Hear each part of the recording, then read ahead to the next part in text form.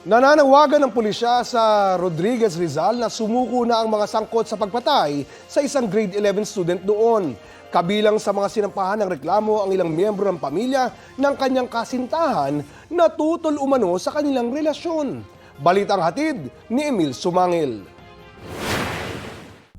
October 29, umalis ng bahay ang 16 anyos na grade 11 student na si Ronald John Delgado at nagpaalam na gagawa ng school project kasama ang girlfriend na kanya ring kaklase. Hiniram pa nga niya yung cellphone ko, tapos sabi niya saglit lang daw po siya.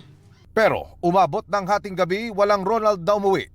Tinatawagan namin ang tinatawagan yung cellphone, hindi na nagre-ring, out of coverage area na po.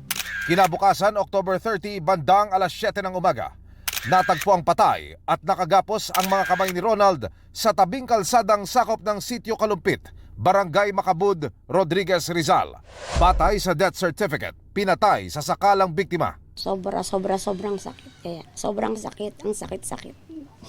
Kasi po nag-iisa kong anak na lalaki yan eh. Kung namatay lang po kasi sa sakit yan, okay lang po. Pero yung ginawa kasi karumal-dumal.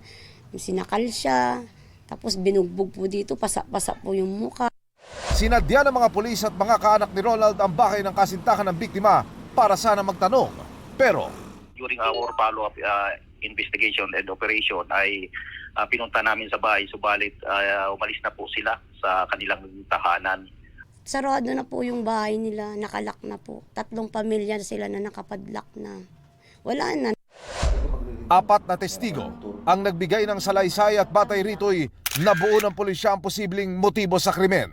Ang nakikita po naming motibo dito ay ang pamilya po ay gustong paghiwalayin ang anak nila doon sa biktima po. Ang nakikita pong motibo dito po sa pagpatay sa ating biktima ay galit. Ito pong biktima ay mayroong girlfriend na minor na base po sa salaysay pa rin ng ating mga witnesses, nalaman yung kanyang pakikipagrelasyon sa ating biktima.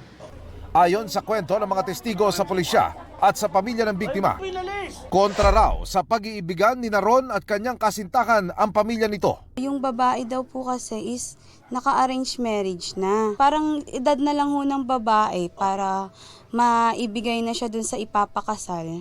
Bago raw matagpo ang patay si Ronald, nakapag-chat din daw ang girlfriend nito sa kanilang mga kaibigan at ang sinasabi, sunduin daw si Ron sa kanilang bahay dahil may problema. Sabi niya, puntahan nyo dito si Ron kasi nahuli kami ng kuya ko. Sabi niya baka bugbugin. Inihain na ang reklamong murder laban sa isang grupo ng mga personalidad na umunoy puro kaanak ng kasintahan ng biktima. Sa ngayon sir, meron tayong isang pamilya na sasampan ng demanda. Kung maaari po, hindi muna namin babanggitin po sir ang mga pangalan nila. Kami po ay nananawagan na kung maaari po sana ay sumuko na po kayo sa mga otoridad nang sa ganun po ay mabigyan linaw po ang pangyayari ang pagkamatay po ng isang batang biktima. Kasama rin sa ipinagharap ng demanda ang kasintahan ng biktima na hindi na rin makita. Dahil po siya ang huling nakasama ng ating biktima, ay ikinoconsider din po siyang POI. Kung mahal mo talaga yung kapatid ko, please sabihin mo na yung totoo. Hindi naman kami magagalit eh. Magpakita ka lang. Gusto lang talaga namin ng hustisya. Emil Sumangil, nagbabalita para sa GMA Integrated News. Kapuso, alamin ang maiinit na balita. Bisitahin at mag-subscribe sa GMA Integrated News sa YouTube. Sa mga kapuso abroad, samahan nyo kami sa GMA Pinoy TV at sa www.gmanews.tv.